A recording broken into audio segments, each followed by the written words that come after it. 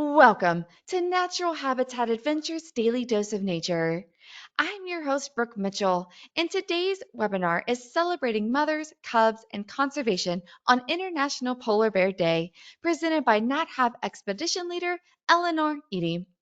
Thank you so much for being here today, Eleanor. Over to you. Thank you so much, Brooke, and thanks to everybody who's here today or listening at a later time. Like Brooke said, my name is Eleanor, and I'm one of our Canadian expedition leaders. And I've been working with NatHab since 2016, which feels like a very long and wonderful time now. And I'm excited to be here talking about polar bears today, because here in the Canadian guide world, we often measure our lives in polar bear seasons. So you might say, how many bear seasons ago was that? Or is it next bear season or is it the season after that? And for us, when we're talking about polar bear season, this is the time of year where we're in Churchill leading polar bear tours in October and November. And these are when we run tours to view polar bears as they congregate near the shores of Hudson Bay while they wait for the seasonal sea ice to reform. But that is at a very different time of year than today at the end of February, because right now we're here to celebrate a different polar bear season. And it's one that most people don't see, and it's all to do with mums and cubs. So on February 27th every year, we honor International Polar Bear Day. And this day was actually founded by an organization called Polar Bears International to coincide with a time that mother polar bears and their cubs are snug and safe in their maternity dens, and to use this day to raise awareness about polar bears, the challenges that mothers and cubs face, and the overall conservation status of the polar bears. It's often used as a platform to discuss like what conservation initiatives are happening right now, what kind of new research has come out, and also to overall talk about carbon outputs that individuals have, or what corporations or a society as a whole has in an effort to conserve that really important sea ice habitat for the polar bears. Uh, for example, an initiative that happened a number of years ago, the University of Saskatchewan in Canada announced that it would change its thermostats setting permanently to reduce carbon emissions by the university, to therefore like not just save the money, but to work towards saving polar bear habitat as well. So what I want to be talking about today is certainly some of those initiatives, some of the research happening to support polar bear moms and cubs, but also just focusing on the special bond between polar bear mothers and their cubs, the biology, the ecology, and all of these conservation efforts focused on protecting them during this quite vulnerable time of life, during their youth into their young adulthood, all the way through until they're weaned at around 2.5 years old. So I'd like to start with just a quick intro to the species and some information that you may already know of and may already be familiar with. So we'll keep this part a little bit short. Um, Polar bears overall are found throughout the circumpolar Arctic. There are 19 different subpopulations that we recognize globally, with the potential for a 20th one that's still in discussions right now. And globally, the population estimates sit around 25,000 individual polar bears. And this overall population is thought to be fairly stable. Though if you look at this image of all of these subpopulations, you can see that there are different colors marking off the different subpopulations. So there are some subpopulations here shown in red where the data points toward a decrease in the population levels. And there's some that are marked in yellow that are showing us where the data mark an increased population trends. And then the blue ones we recognize as stable populations. But all of those uncolored subpopulations here are what we call data deficient. So we simply do not have the data, we do not have the trends to say what is happening with these bear populations. If you look down at the bottom left hand of this map here, and if my cursor is showing up, I'm marking the Western Hudson Bay population. This is the population that NatHab visits when we travel up to Churchill. And it's also one of the ones that is not one of the ones, it is the best one that is the most studied, has the longest research, and has been, you know, that population for at least the last 4 decades. So it really is the population that we often hold up as both an example of how well we can study polar bear populations, but also with this long-term data, we simply have more information about this population than we do almost any other one. Polar bears are hard to get to, and they're especially hard to get to in the winter, which is when a lot of these population studies happen. So lots of challenges with studying polar bears, with scientific studies. Simply a very, very difficult species to get a good population number on if it's a population that's away from human habitation. So when we look at this population map, you can see that we've kind of carved up the Arctic into these big chunks or polygons. But within those polygons of those subpopulations, these maps really don't show the whole story because not all habitat is good habitat. Bears don't use the entire Hudson Bay or the entire Arctic basin equally. They like to go to areas where their prey species can be found, which makes sense, right? We like to go where we can eat. Bears like to go where they can eat. And while bears can and do travel over the entirety of these areas, they're most often found in what we call the dynamic areas of ice along the flow edges. And all of this kind of brings me to, like, ultimately we're going to talk about cubs, but building a cub starts with your prey. Polar bears do not appear out of thin air. You need a mom, you need a dad, but kind of most importantly, you need calories and the fuel to build that bear with. So this map here is kind of thickness of the sea ice, and you can see that the purple areas are the least thick, going up to about 3 feet thick. And then at the most thick, the red zones there are about 15 feet thick. Where you have a sea ice that's 15 feet thick, you are not going to find polar bears unless they're just walking through the area because their prey species is not going to be there. And their main prey species and what you're ultimately going to use to stuff your little polar bear cub with is, for most bears in most areas, the ringed seal. It's not the only species of seal, and it's not the only marine mammal eaten by polar bears, but it is the most frequently eaten. In the Arctic, the circumpolar Arctic, there's likely more than 2 million ringed seals, and these female ringed seals will produce 1 pup annually. They're actually quite a long-lived species. If you don't get eaten by a bear, they can live up to between 50 and 60 years old, which is kind of unbelievable. And they reach sexual maturity around the age of 6 or 7, maybe up to 8 or 9 in some populations. And these poor seals are kind of popping out these pups every year for decades on end, and most of these pups will eventually end up in a polar bear's mouth. The polar bears are by far and away the biggest population control on the ringed seals, and like I said, while the polar bears, they will eat harbor seals, they will eat bearded seals, they'll eat walrus, they'll eat beluga, they'll eat bowhead whale, they'll really eat any source of fat that they can get their teeth into, but the ringed seals are their main source of food.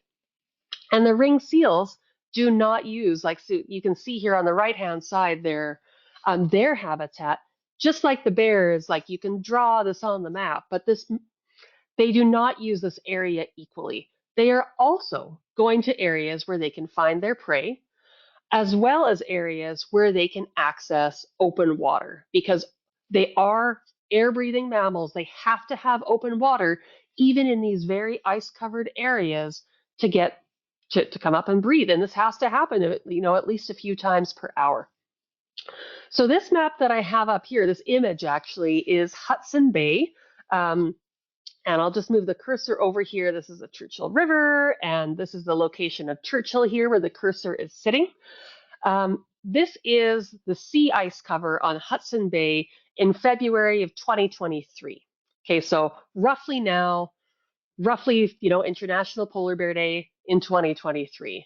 So what I want you to notice here about this ice cover is that it is full. So the entire bay is covered in ice, but it is not continuous ice. So you can see along the edges of the bay this very dark line that runs around.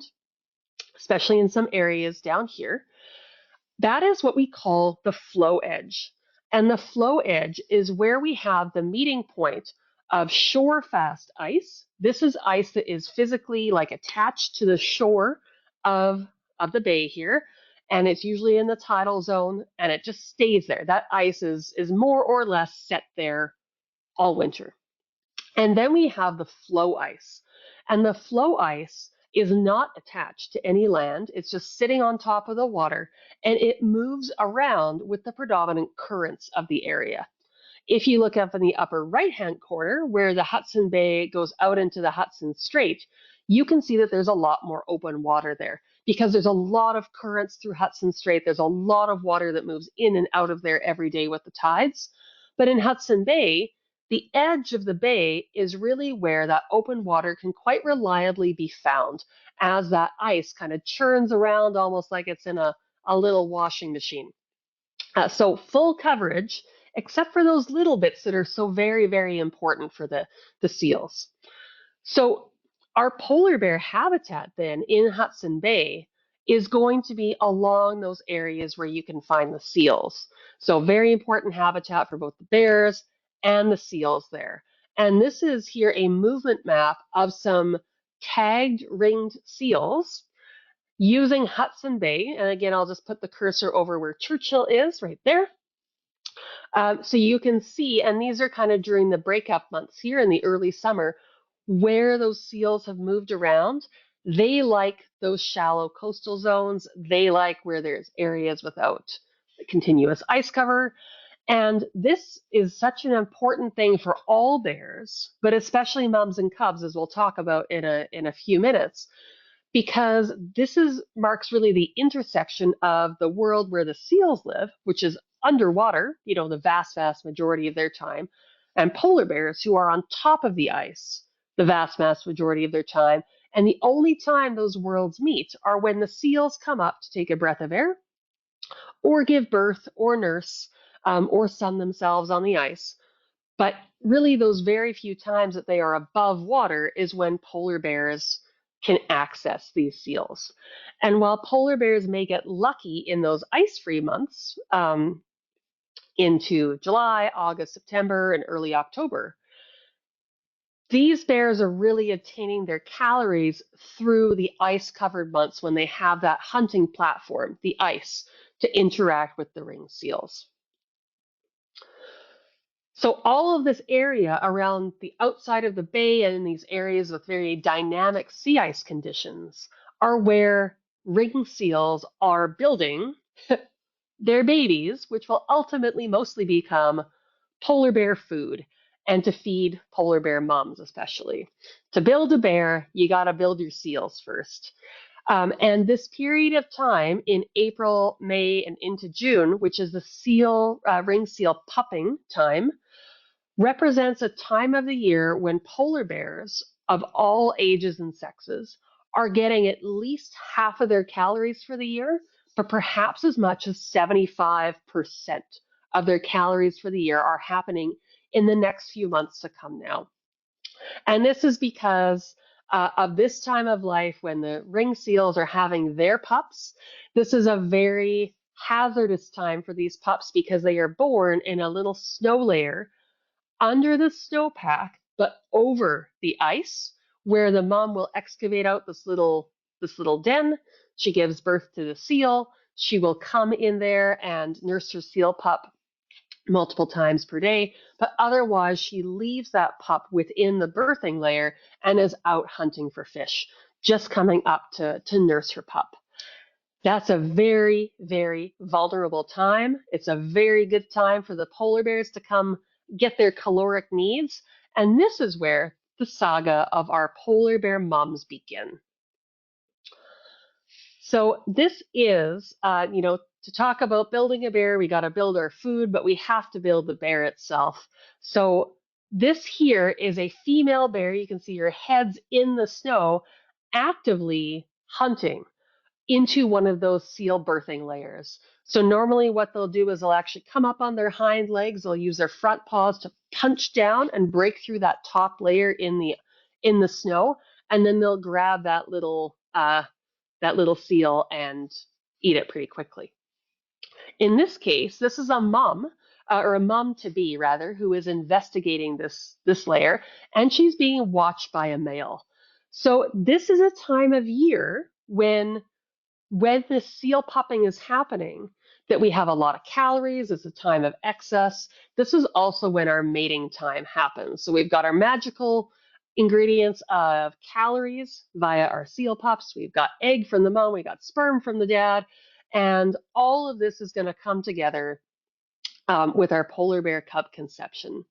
So this is a very interesting time of year because they're the moms to be, are not necessarily looking for this opportunity. They're out there looking for food.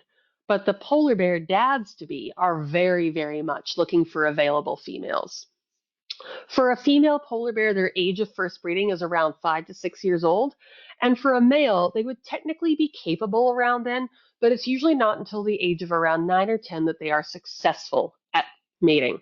And the reason for that is competition.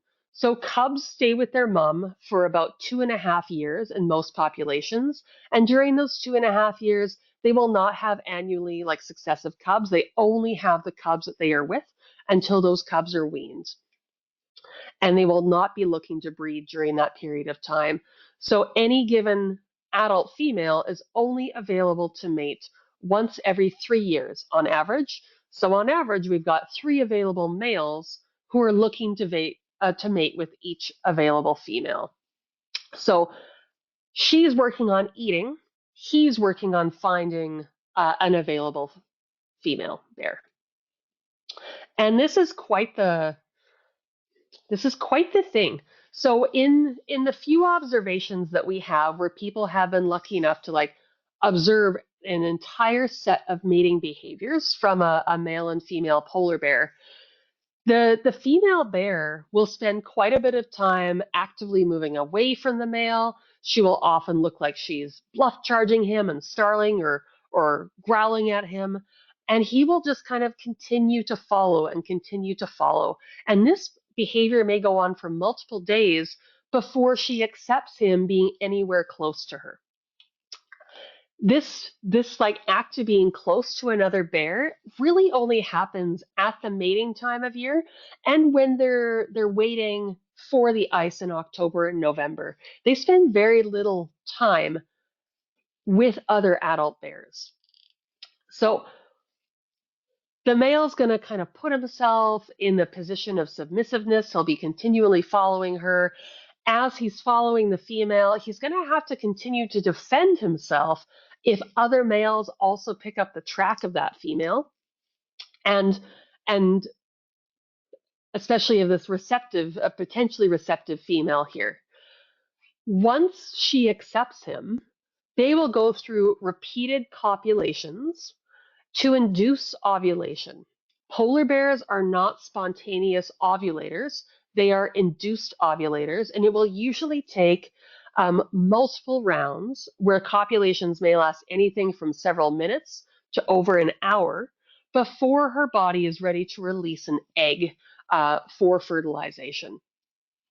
And that whole process can and does happen multiple times.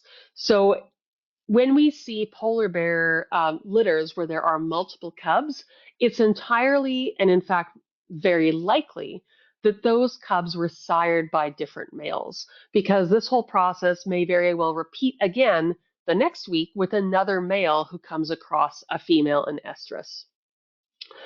This picture that we're looking at here is a polar bear male on the left and a polar bear female on the right. And these images were taken from one of the very few studies we have where bears were observed for 2 weeks straight for their mating behavior and never left the area where the researchers were. And you can see she's putting her paw out. She's actually working to repel him at this point. And his job is to remain kind of more submissive and to just follow her until she's ready to accept his advances. So all of this is happening at the same time as the seal pupping season, or just in advance. And mating time happens around April, May, and sometimes into June for some of these other subpopulations. What's going to happen next is really starts the story of how carefully and mindfully adapted polar bears are to their environments.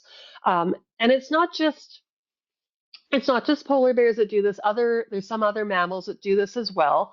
They're going to go through a process called delayed implantation, where that egg and sperm, once the egg is fertilized, it will go on to divide and divide and divide until it reaches the blastocyst stage, which is around the 64 cell stage, where you start to have an outside and an inside to that early dividing embryo. And then it just pauses. It does not implant in the uterine wall. It does not form a placenta yet. It's just gonna hang out for a while. And we find this feature in animal populations that have a really big difference between the optimal mating time and the optimal birthing time. So right now we're talking about, April, May, bears are busy. Like this bear who might go on to be a mom, she is now okay. She finished with her mating. She's got a couple of blastocysts inside her. Her priority right now, it is not gestation. It is to go out there and eat, and to keep eating until she can't eat anymore, and then keep eating again. Her job right now is to put on calories. She does not want her body to be focusing on gestation, on anything else that's going to be pulling away from her ability to hunt. So that's why they just push pause on that pregnancy. Um, there may be one of these blastocysts, but there's likely multiples of them.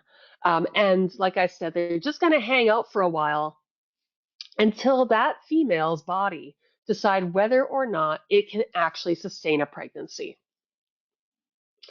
And pregnancy in bears truly is a beautiful thing.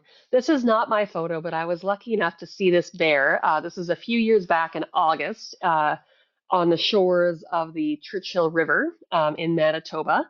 And whenever I look at this beautiful picture of this beautiful pregnant bear, I think of my kids and my own pregnancies. And, so often, um, pregnant humans are told that, only about 5 to 10 pounds of your weight gain in pregnancy should be fat like energy stores. The rest is all baby and, blood volume, but you really shouldn't be putting on that much weight. Well, not for polar bears. They can and should put on as much weight as they possibly can. In fact, we have some really good numbers from that Western Hudson Bay population around Churchill, and we know the exact number that those bears need to be to successfully produce a cub, and that is above 420 pounds. For most bears, it represents around about a 200-pound weight gain to support a pregnancy. And if she can get more, she should get more. Um, it's really important that she put on as much weight as possible because she has a very long period of time before she is going to be eating again. At this time, this image I said it was in August. Here's the fun part. She's still only maybe pregnant. She's got those blastocysts. She has gotten really fat, but still those blastocysts have not yet implanted into her uterine wall. That will not happen until the fall, likely into October. And what happens in October is the number of blastocysts that implant are going to depend on how much fat she's still carrying on her body.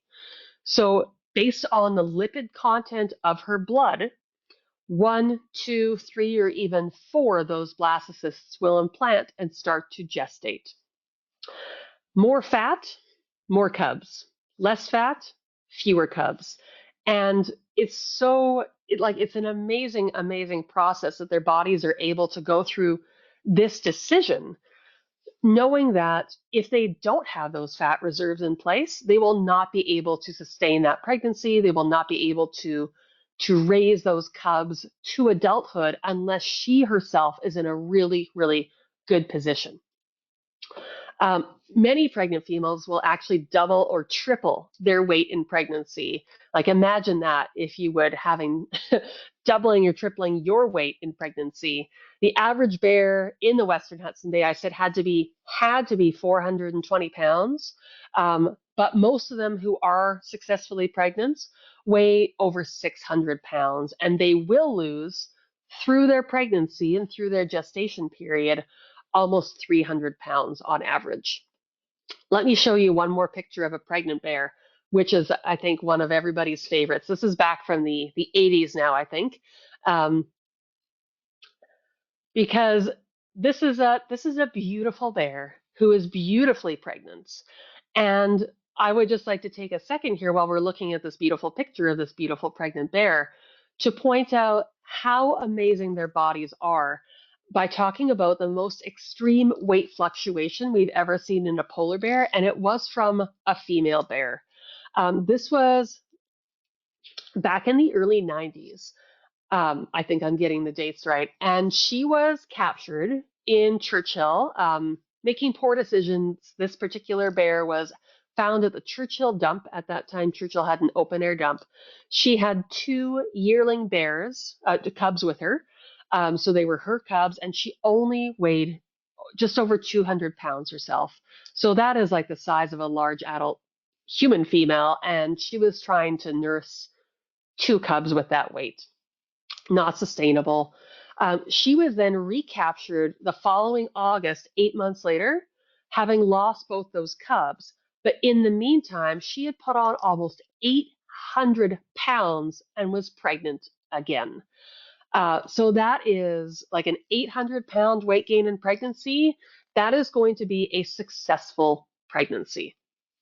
So when we think about a good polar bear mom, there's a lot of other good things we'll talk about, around their behaviors and the learning, but being a good polar bear mom really does start with the harsh realization that you cannot sustain a pregnancy, a birth, lactation, and raising newborn cubs if you do not have the resources yourself to get through that time.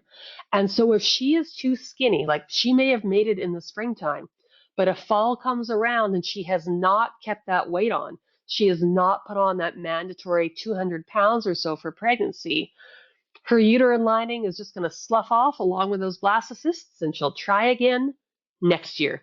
That is not a good year for pregnancy. Maybe next year will be better with a better seal hunt.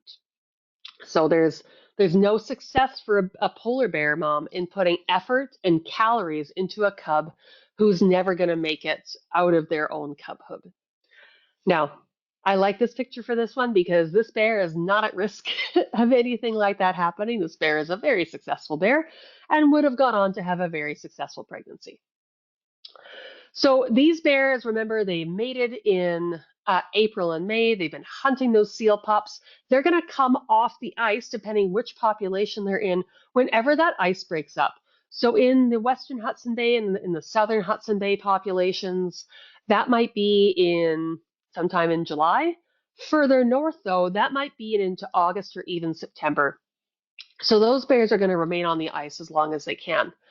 And then once they're off the ice, those bears who are fat and who mated that spring are going to start making their way towards a denning area.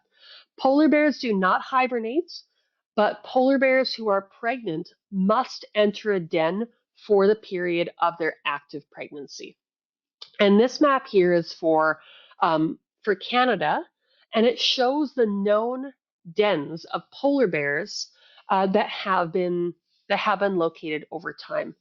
So in the Western Hudson Bay, so you can see my cursor here, this is the Churchill population. You can see that many of them go quite a bit inland. And if you spend some time looking at this image, you might go, Eleanor, what's going on over here? Well, where there is persistent sea ice through the summer and into the fall months, bears who can den right on the ice will den right on the ice. It's only bears who don't have that consistent access to good ice habitat who will move onto the land for their denning period. And you can see looking at this that there's many, many den locations around Canada, and there are around the world. So each population will have its own locations that it uses for dens, and each polar bear mom will have its preferred location as well. And they tend to use the same areas that their mom used, and so they'll return to where they were born when they themselves get pregnant. So this is a really cool project that was done based on um, some some knowledge keeping. So it's a lot of years of knowledge that have gone into this particular map. Around the world, we know of three really important denning areas. One is this area here for the Western Hudson Bay population.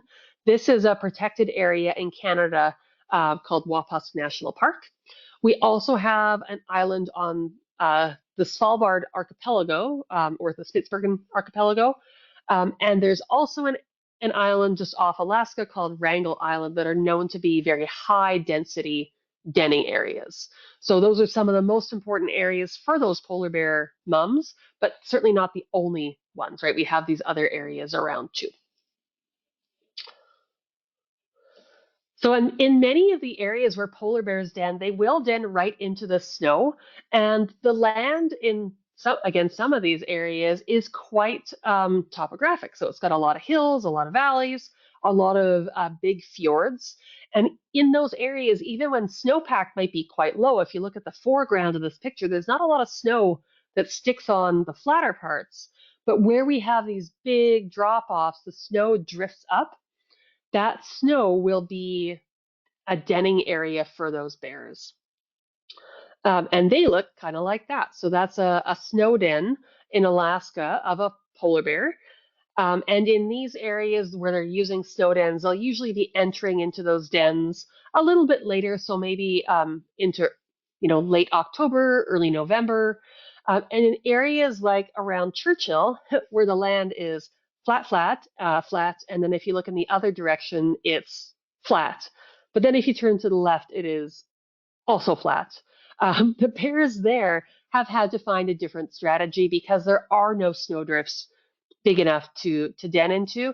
They will actually move inland to where there's accumulations of vegetation that's not decomposed called peat, and they will actually dig into that peat and reuse those dens year after year. And in those populations that use these earthen dens, these will be used over and over and over. So the waste not, want not. If your den's not going to disappear because it melts as a snow den, they're going to use it again next time they come in, or they may have several favorites that they use. The bears who come to these earthen dens will usually just, like if they're pregnant and they're fat, they'll usually just start to make their way into these areas once the ice breaks up in the summer, because some of these may be quite long walks. Some of these peat dens are over 60 miles inland from where the ice starts, or from where the Hudson Bay starts for the Western Hudson Bay bears. And in terms of what those dens look like, so this is a widely circulated image. And if you've seen a webinar that one of us has done before, you might have seen even this image before. It is an image. It has a couple of things that we take umbrage with, but overall it's relatively accurate. So this is a snow den, but earthen dens look very similar. Dens are constantly being adapted by the mom for her needs. So when she first enters this den, for example, it would be just her, right? Because she enters pregnant. Once the cubs are born, she'll likely keep that single chamber.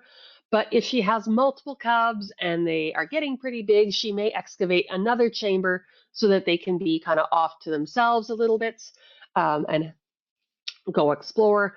But that doesn't happen until the cubs are of a size that they can actually maintain their body temperature away from mom.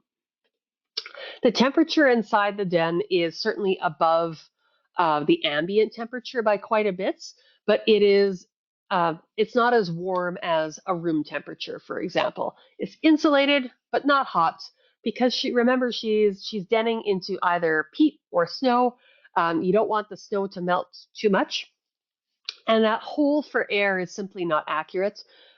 Snow is a very good insulator, but it does not require an air vent unless you have a buildup of ice. So the air will travel through the snowpack very easily without putting in any kind of air vent.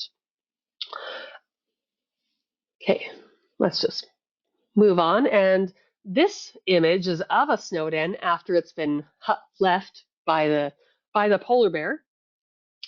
And you can see that this is actually what needs to be done to maintain that air transmission through the snowpack, is that she will be resting, like she'll enter a little bit of torpor when she goes into her den. She's not hibernating, she's just going in there to be warm, to reduce her metabolic expenditure, and to have a safe space to have her babies.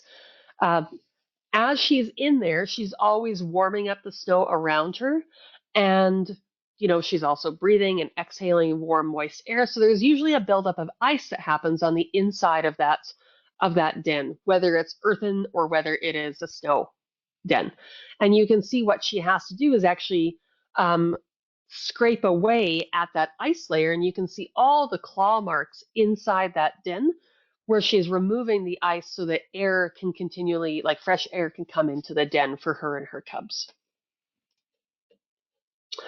Now, while we're talking about dens, this is a really neat time to talk about one of the main kind of conservation initiatives that a lot of places around the world that have polar bear denning areas are looking at.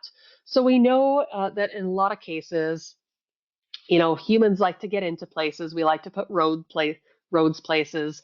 And in a lot of cases, polar bear habitat unfortunately also happens to overlap with areas where oil and gas exploration is happening, and new roads are going in.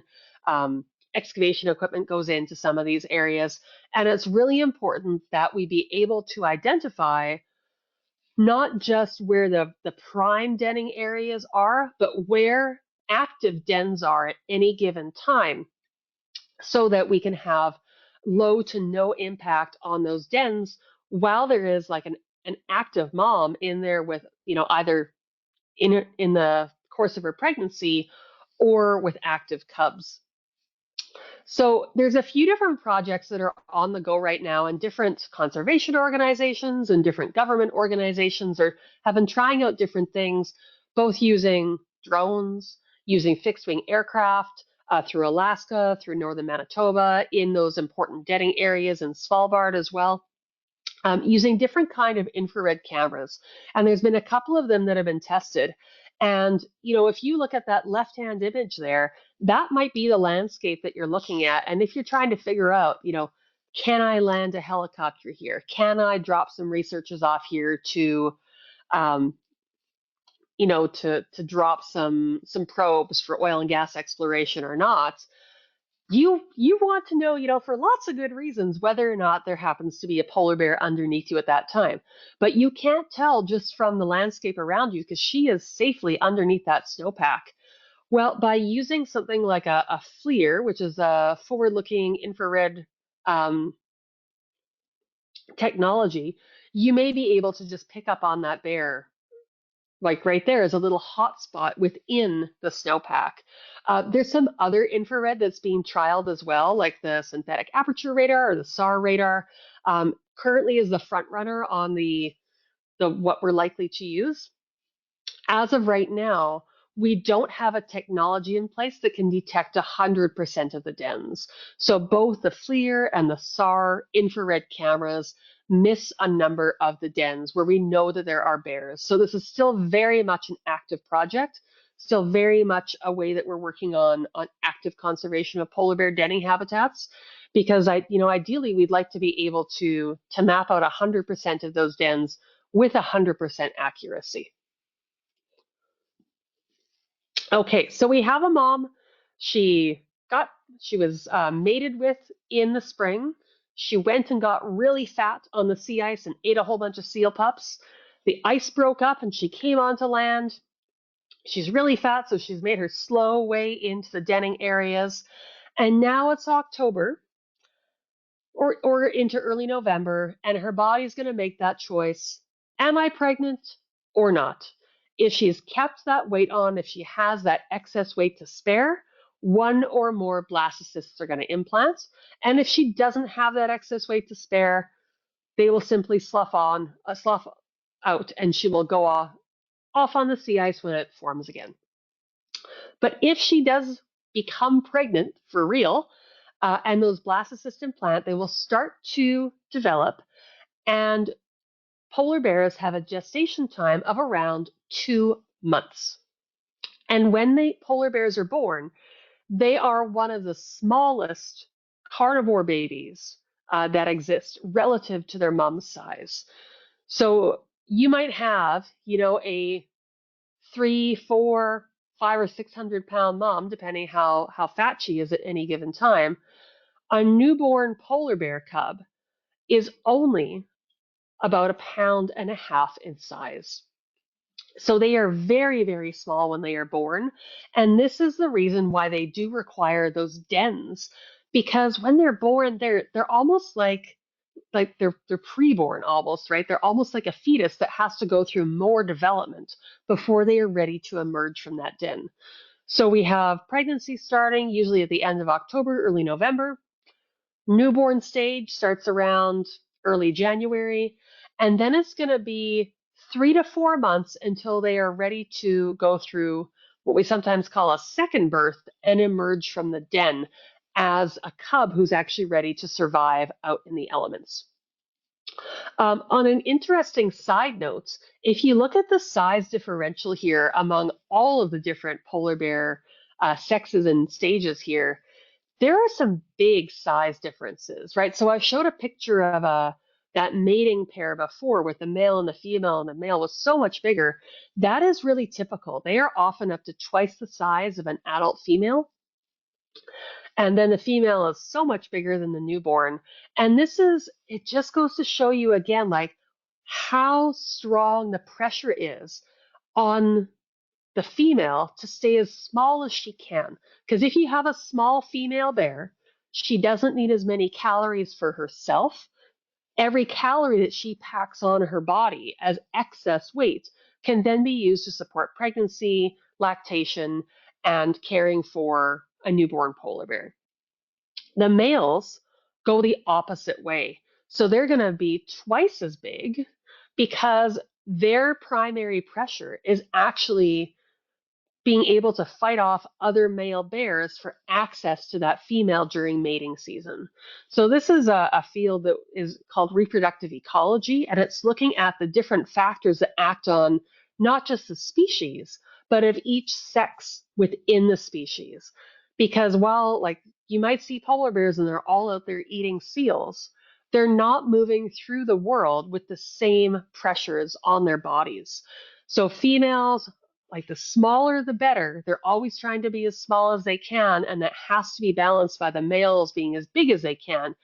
And we've ended up with this extreme size differential of the males being, on average, twice the size of the females. And this size difference sets up pretty early. By the time they're about 4 months old, male polar bear cubs are already starting to get a little bit of a bigger head. And by the time they're a year old, if you have a male and a female pair, like twins, they will be easily differentiated to the eye in size because they start to get bigger very early on. Let's look at some cute pictures here. So this is a picture of a polar bear newborn cub, and this is a zoo photo from the Berlin Zoo. So you can see here the mom, and this is her cub right here. So very small, and they're so small. Think of all the things that come with this, right? They're barely able to move on their own. They can't care for themselves at all. They can just about manage to get themselves to their mom's teats, but they get cold really easily because their fur is very thin. They have very little fat. And what fat they do have is just brown fat that's located around their kidneys that's used in heat generation. They'll spend most of their time lying on their mom's fur, where their mom can, feel where they are and pick them back up. And if they start to shiver or if they start to squeak, mom will pick them up and put them back on her chest to keep them warm. They do make some very cute sounds when they're nursing. They will shiver, they will squeak. They make happy little humming noises while they're nursing. And here I've got another cute photo coming up. So here is, again, a newborn polar bear cub. So you can see it's got no teeth, very light layer of fur, very poorly insulated. They have like little tiny claws you can see there. And they have a very, very high metabolic rate. So they're eating a lot of milk, and they are growing incredibly quickly. So they're going to grow from this, 1.5 pound little stick of butter to being around 25 to 35 pounds 3 to 4 months later. That's quite the weight gain for a short period of time. Remembering again that mom still hasn't eaten. She's still just working off her fat stores at this time. So those fat stores have been important to keep mom going through the summer. Remember, she came off the ice whenever the ice broke up. So she hasn't hunted since maybe July if she's lucky. Didn't hunt in August, didn't hunt in September, didn't hunt in October. And this is when she is probably getting pregnant officially. November and December, she's gestating. January, she has a cub, she starts nursing. February, she's still nursing in the den. March, she's still nursing in the den. They have an incredibly long fasting period where they're constantly drawing off those fat resources to care for their own bodies, but also care for their cubs. So this is a zoo cub from quite a while ago. This is the Prague Zoo. Many years ago, you can see it's a black and white photo. And this is a cub that was rejected by its mother, and they did successfully feed it on cow's milk mixed with fish oil. And the oil is really important. Polar bears have super rich milk, the richest milk of all bears. In the beginning, their milk is up to 46% fat, which helps them grow at that extraordinary rate. And then as they age, that fat content will decrease. So by 2.5 years old, when they're weaned, the fat content is down to about 5%. So just like with humans, it is a kind of a variable milk supply depending on what the cubs need at any given time. So this is, I couldn't find an image of a nursing mom with a newborn, but this is to show you what the nursing posture is for polar bears.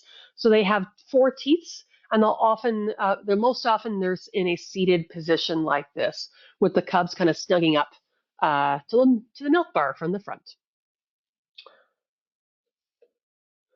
Now, that calorie content of the milk will also depend on mom's condition. So I kind of started this by talking about how many decision points mom's body has to accept or reject that pregnancy. And it starts from the very beginning with whether or not that blastocyst will even implant. But if something happens and she starts a pregnancy and she goes into the den and her body realizes it does not have the resources for the conditions, she may abort that pregnancy midway through and just leave the den and head back to the ice.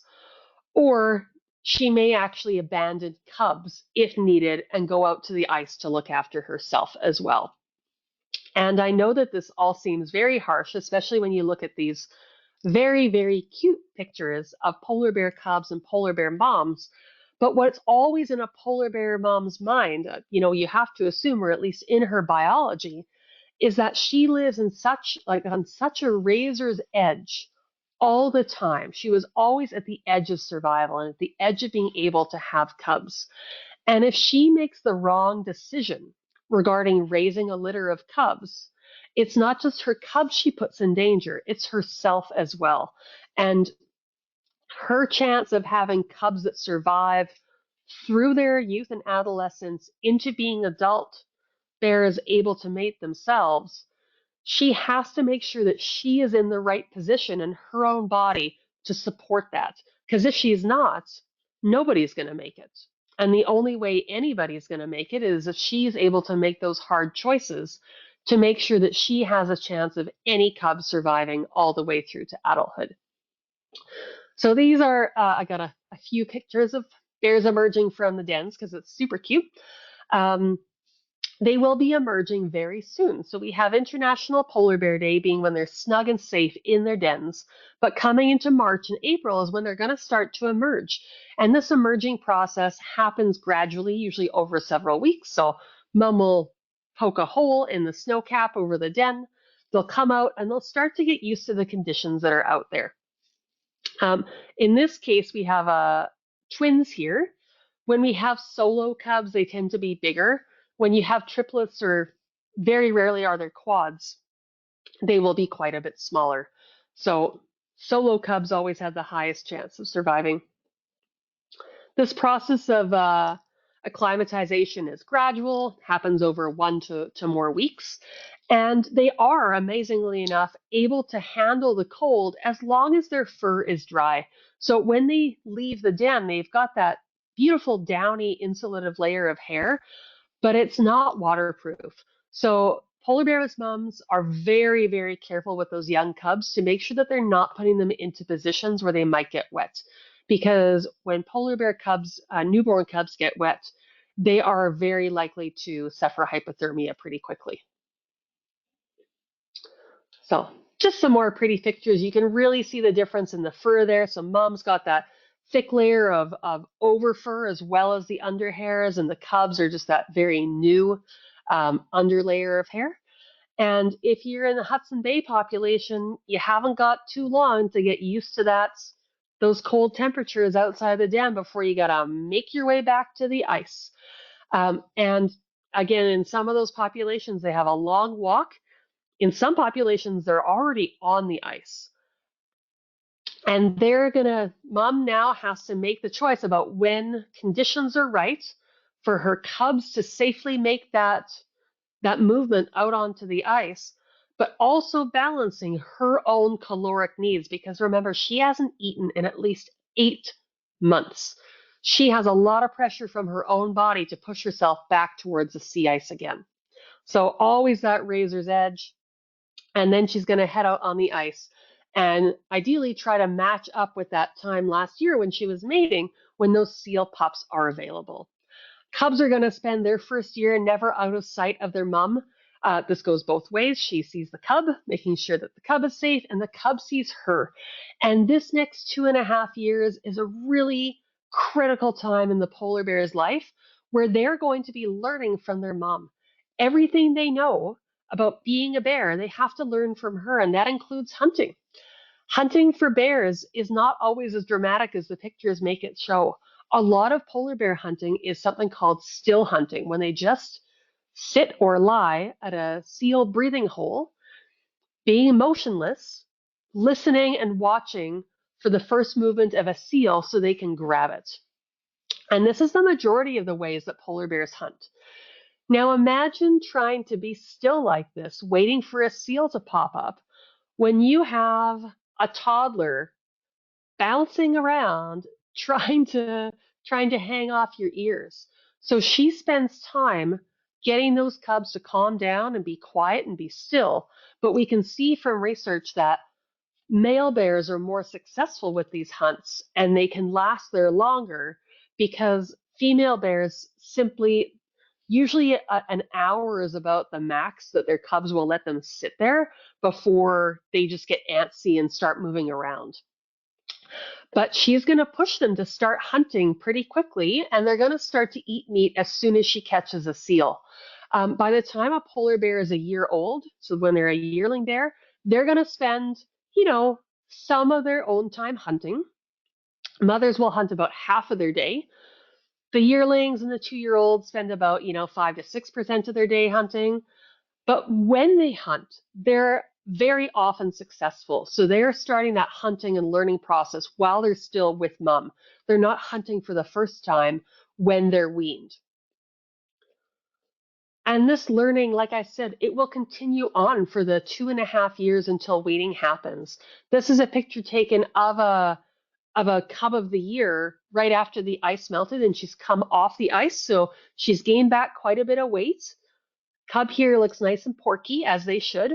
We don't know how many cubs she started with, right? This may have been a mom who started off with 2 or 3 cubs and only one has survived, or she may have just the one. Survival does range from year to year, But on average, every year you're going to lose 25% of your polar bear cubs until they're 4. And if they make it to 4, they have a very good chance of surviving beyond that point. So you never know when you see a cub with a single cub with a mom, whether that was how many she started with or not. This was a favorite pair of mine from a couple of years ago, also having just come off the ice. And if you look at that mama bear, look how she's regained so much of her weight from pregnancy, having gone straight out onto the ice, and how much of a butterball her her cub is too. Um, we don't get the life histories of these bears, but we strongly suspected that this was a very, very experienced mom from how well she interacted with other bears in the area as well as her cub. So this particular bear, for example, spent a lot of time playing with her cub because playing is part of learning as well. Those behaviors, if this is a male bear, he's going to have to go out and compete for access to females. And often when you have cubs, they'll play with each other, if you have 2 of them. But if you only have one, it's just like having one kid. They need a lot more of your attention. You still have to play with them. You still have to teach them all those skills that they would get from a sibling, even if that sibling isn't there. So here she is, viciously attacking him in the water, but they were just having a good play and trying to catch some fish and going for a swim. She also is teaching this cub to stay away from strange males. So this particular mom who's in the middle here, she had a little bit of beluga whale meat, and she put herself between the cub and this male who comes sniffing around, seeing if there was any meat left. And she successfully defended not just her cub, but the meat. So that's one of the reasons that we think she was a really experienced mother. She was on that cub all the time, never out of sight, constantly giving him feedback and instruction and telling him what was and was not acceptable. And you could just see that cub learning as it went. And a lot of what the moms go on to teach too is going to be how to rest in the summer. So here's a mom with twins having a good sleep in the summer. So this is fasting time. Fasting is when you should be resting. So it's really good that she's kind of teaching her cubs to slow down. It's not all about the hunting. It's also about, the resting when you can't hunt.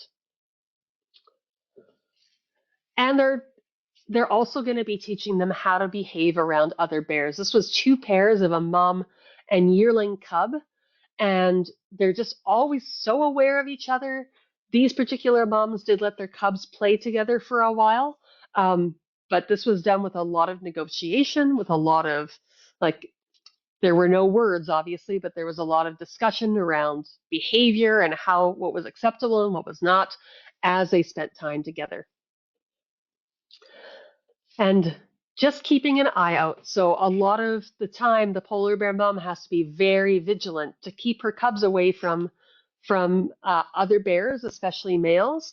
And that is something that gets passed on as well. So whether it's hunting, whether it is resting, whether it's learning to be a bear by how you're spending time around other bears, the mom's job is never done until the weaning time happens at around 2.5 years old.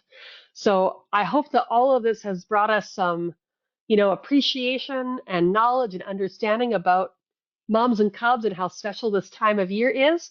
And I know I've come really close to the end of our time, but I'm here for questions if Brooke has any to pass any on. Eleanor, that was incredible. Thank you. I was very hooked, and I'm sure that everybody listening was as well. We do have one comment about your hair, and that the audience loves your new hair. So, Thank you. oh, fantastic. Yeah, we have reached the top of the hour, but if you don't mind, I'll ask you just a few, since we have gotten some in here, and then we will go from there. Okay. So this is a great question. How often do polar bears have 1 versus 2 versus 3 cubs? And or do we even know that answer?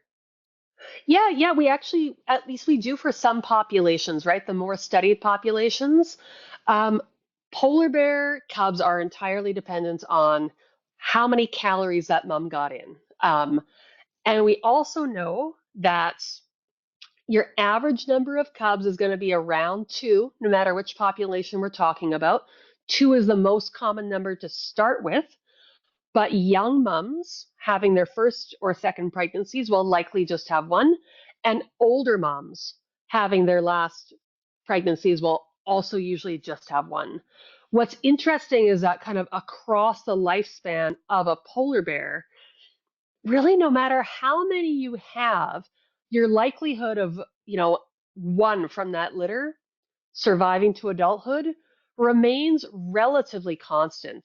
So if you're a young bear having your first pregnancy and you've got lots of energy and you're a really good hunter and you have one cub, it's as likely to survive as that older bear who maybe is not, has less energy, maybe has some broken teeth, is not hunting as well, but because she's so experienced, she is more able to like teach her cub, more able to find the good spots to hunt, and they are equally as likely to have that cub survive.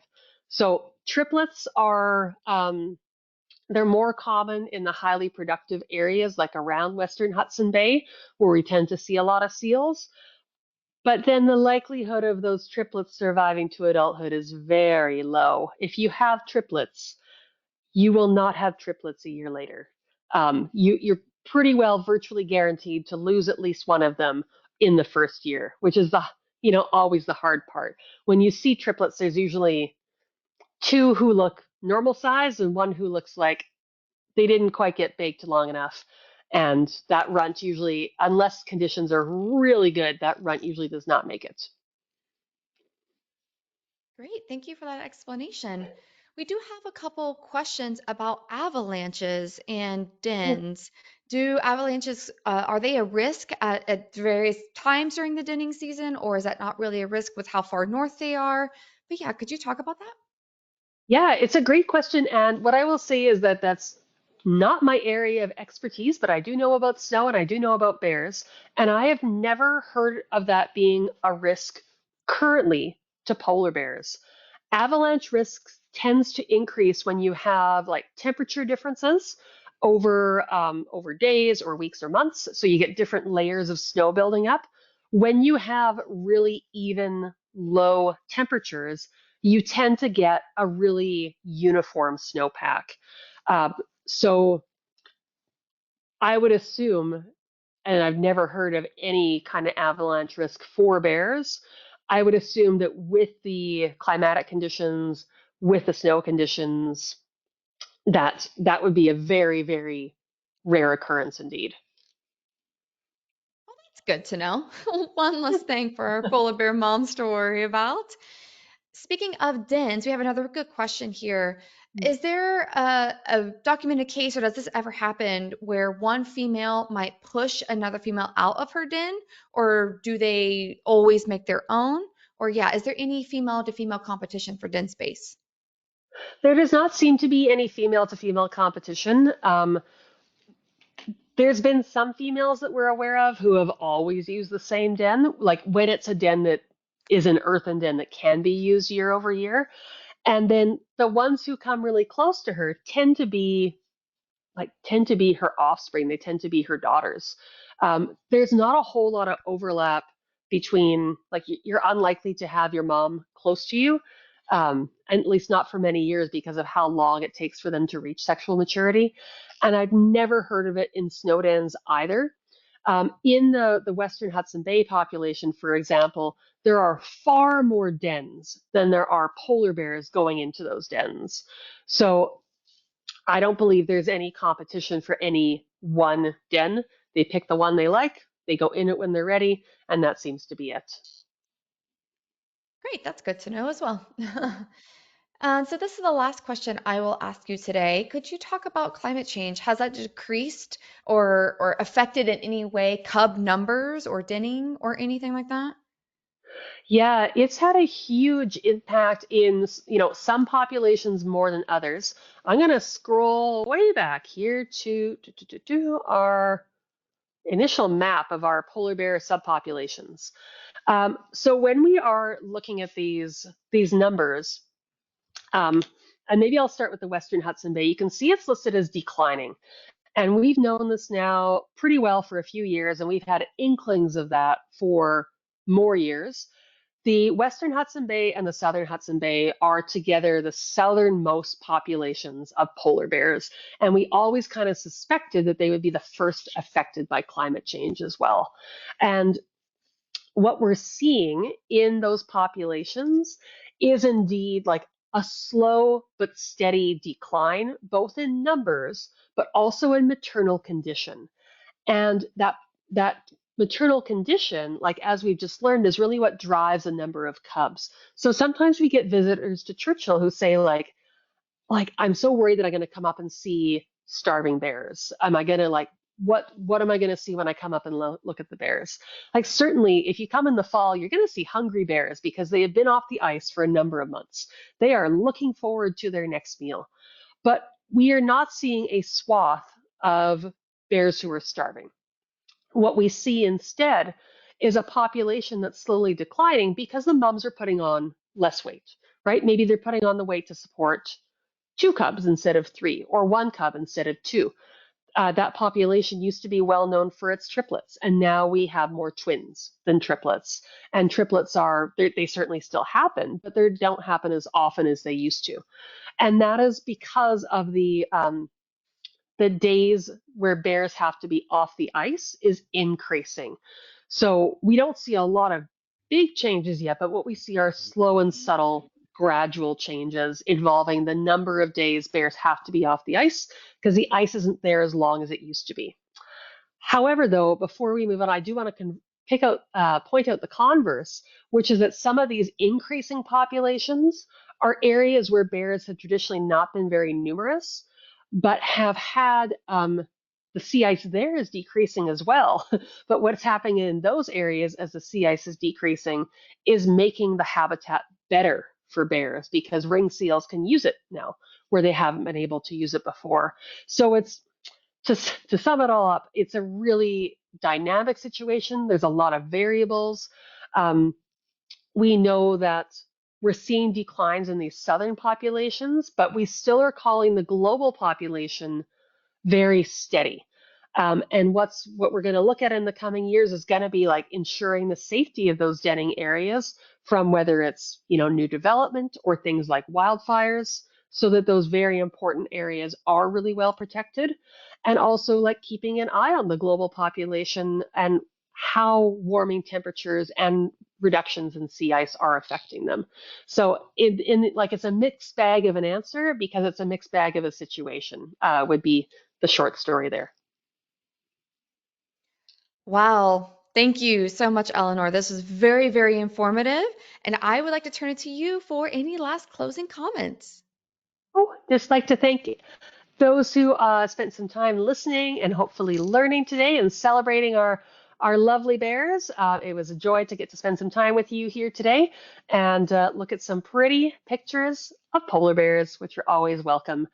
So when you go home or turn your computer off today, you can think about the moms and cubs snug together in their little dens waiting for that population of baby seals to go out and eat. What a great thought. Yes, such a perfect thought. Thank you again, Eleanor. And I'd like to thank everyone who tuned in. Join us tomorrow for our next daily dose of nature. You can check out this week's lineup, including registration links on our website at nathap.com/webinars. We did record today's presentation and we will have the replay available on our website soon. With that, I will conclude the webinar. Goodbye, everybody.